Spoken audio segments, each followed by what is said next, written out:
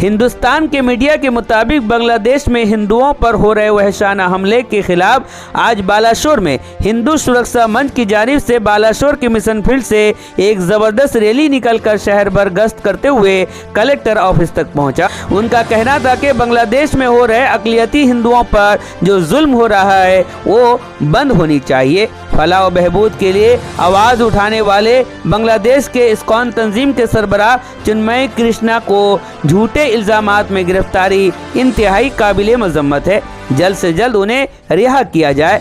अपनी राय पेश करते हुए हिंदू सुरक्षा मंच की जानिब से कहा गया कि लिहाजा अब वक्त आ गया है कि तमाम हिंदू समाज वक्त की पुकार के मुताबिक इकट्ठा हो जाएं। उसके साथ ही साथ हुकूमत हिंद को इस मामले पर संजीदगी से गौर करने की ज़रूरत है। वज़ीर-ए-आज़म के नाम एक मेमोरेंडम पेश करते हुए 3 मुतालबात रखी गई। पहले मुतालबात ये है कि चिन्मय कृष्णा दास को फौरी आज़ादी किया जाए। नंबर 2 में हिंदू बिरादरी पर हमला करने वालों के खिलाफ कानूनी कार्रवाई। नंबर 3 में बांग्लादेश में अक़लियतों के इखलाकी तरक्की को यकीनी बनाया जाए। इसी नुक्ताए नज़र को लेकर आज हिंदू सुरक्षा मंच की जानिब से देश के वज़ीर-ए-आज़म नरेंद्र मोदी के नाम कलेक्टर के हाथों एक मेमोरेंडम पेश किया गया। इस मौके पर मंच के कारकुनान में विष्णु मोहन पंडा, परशुराम परिडा, रश्मि रंजन दास, सुमित नायक, आदित्य दास ने बांग्लादेश में हिंदुओं पर हो रहे वहशाना हमले के खिलाफ तकरीरें की, जबकि दुर्गा माधव रथ ने अजलास का एहतमाम किया। बाद उसके मंच के कारकुनानों का एक नुमाइंदा ग्रुप शिवानंद, विष्णु मोहन पंडा, उमाकांत महापात्रा, श्रीनिवास प्रधान, विजय कुमार दास, आदित्य दास और रश्मि रंजन दास मौजूद रहकर जिला मजिस्ट्रेट के सामने अपने मुतालबात पेश किए। बांग्लादेश सांप्रतिक समय जो प्रकार हिंदू मारण नीति चली सरकार निरपदता साजिश जामाते इस्लामी और इस्लामिक कट्टरपंथी जो मौलवादी लोक मैंने बाछी बाछी की संख्यालघु संप्रदाय विशेषतः हिंदू मान अकथनीय अत्याचार मरा महिला मान धर्षण कराऊँ, संपत्ति बाड़ी लुट कराऊँ, घर द्वार दुकान पत्र पोड़ी दिया। यार प्रतिवाद रे भारतर हिंदू समाज प्रधानमंत्री को आम अनुरोध करूँ बांग्लादेश जो भाई अराजक सरकार चली विरुद्ध में तुरंत कौन प्रतिवाद नापी एवं बांग्लादेश हिंदू मान सुरक्षा देवाई। विशेषकर बांग्लादेश हिंदू नुहति संख्यालघु अत्याचार होची अच्छे संख्यालघु को मुख्य हेले हिंदू।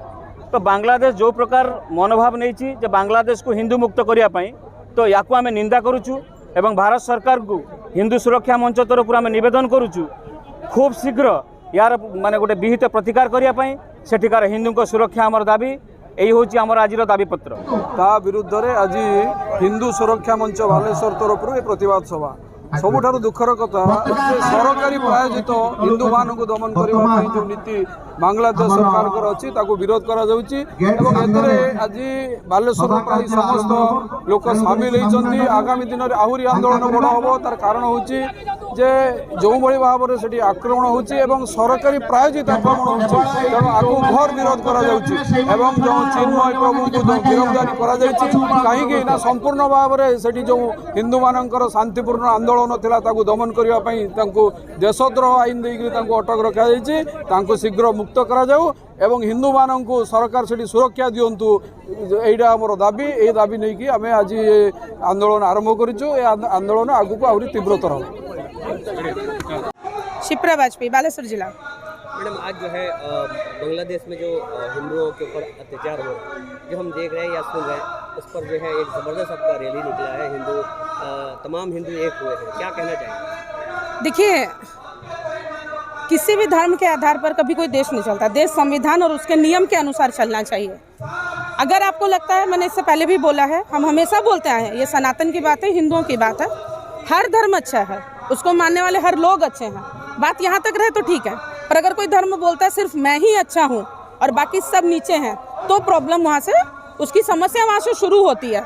हम जिस देश के बारे में बात कर रहे हैं खुल के बात करना चाहिए, कुछ इसमें गलत नहीं है। मैं हर किसी को यहाँ गलत नहीं बोल रही हूँ, पर अल्पसंख्यक हिंदू वहाँ पे जिस तरीके से फोटोज आ रहे हैं, वीडियोज आ रहे हैं हमारे सामने में, उससे देख के मन विचलित होता है कि कभी अगर कोई भी धर्म का व्यक्ति किसी देश में अल्पसंख्यक पे पहुँच जाता है तो क्या बहुसंख्यक को अधिकार हो जाता है उनके पर अत्याचार करने का? ये नहीं होना चाहिए।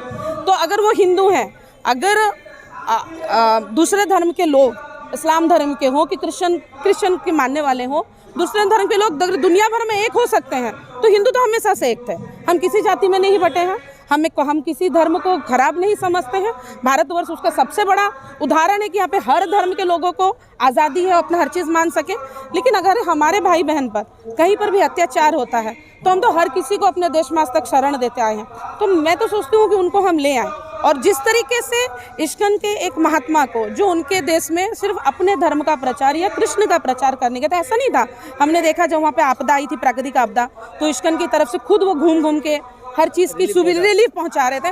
तो ऐसे व्यक्तित्व के ऊपर देशद्रोह का आरोप लगा के उन्हें उठा के ले जाना, ये किसी भी सरकार की तरफ से एक सही सूचना नहीं है किसी को भी देने के लिए। आपको क्या लगता है कि शेख हसीना के बाद जो सरकार आई है, यूनुस सरकार, ये धर्म के आधार पर, जैसे पाकिस्तान का गठन हुआ था धर्म के आधार पर, उस आधार पर है, संविधान के आधार पर नहीं।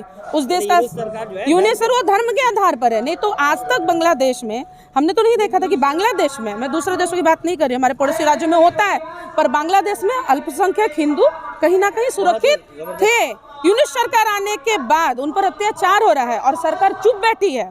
एक साधु को, एक महात्मा को उठा के देशद्रोह के आरोप में जेल में डाल दिया था, तो वो चुप बैठी है। तो ये सरकार धर्म के आधार पर अपना गठन करने जा रही है। अब ये कहेंगे क्या, तो समाज को ये पैगाम देंगे, ये मैसेज देंगे कि कहीं पर भी हो, किसी भी देश में हो, अल्पसंख्यक पर जुल्म नहीं होना। मैंने पहले ही कहा था, किसी भी धर्म के लोग किसी भी देश में अगर अल्पसंख्यक की स्थिति में हैं तो बहुसंख्यक को उन पर अत्याचार करने का अधिकार नहीं होता है। सनातन तो कभी भी ऐसा नहीं सोचता। अगर सोचता तो भारत में कभी भी इतने धर्म के लोग आए हैं, राजाओं महाराजाओं ने उनको शरण दी है। और बाकायदा आप आज भी देखेंगे, अगर कोई हिंदू परिवार किसी मुस्लिम बच्चे को अडॉप्ट करता है तो उसका धर्म परिवर्तन नहीं करा था। इसके उदाहरण आज भी हमारे देश में है। APJ अब्दुल कलाम हमारे सबके प्रिय राष्ट्रपति थे। हम धर्म के आधार पर नहीं चलते और यही हमारी सनातन शिक्षा है। और इसीलिए हम ये चाहते हैं हर दुनिया के हर लोग समझें कि जबरदस्ती करके तुम किसी को धर्म परिवर्तन मत कराओ। जो जैसा मानता है, जिस प्रभु को जिस रूप में मानना चाहता है उसको उस रूप में मानने दो। देखिए क्या डिसीजन लेंगे वो उनके हाथ में है। हम अपने हिंदू भाई बहनों के साथ खड़े हैं, ये हमारे हाथ में है।